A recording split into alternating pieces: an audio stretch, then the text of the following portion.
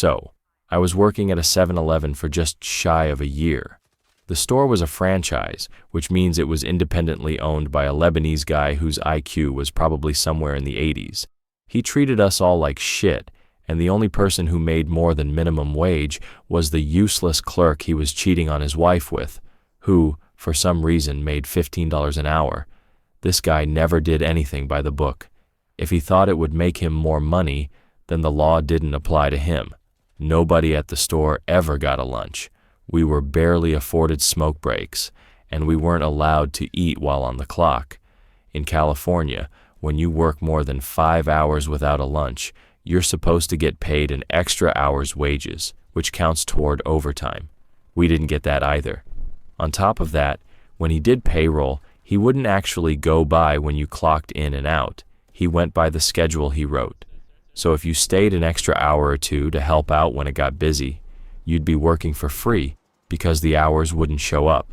Also, your schedule was subject to change whenever he felt like it. There were several times he wrote me up for showing up late because he would change my shift without telling me. So, here's where the trouble starts. Whenever we would take expired food off the shelves, we'd come in the next day, and he had printed new expiration dates, pasted them on top of the old ones, and put the food back on the shelves. That happened consistently the entire time I worked there.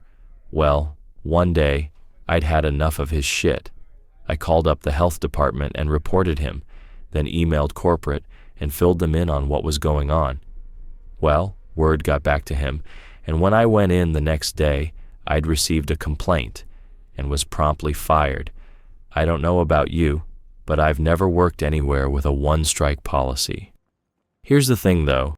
Since the day I started there, I'd been keeping records. I had copies of every schedule posted and every pay stub I'd ever received.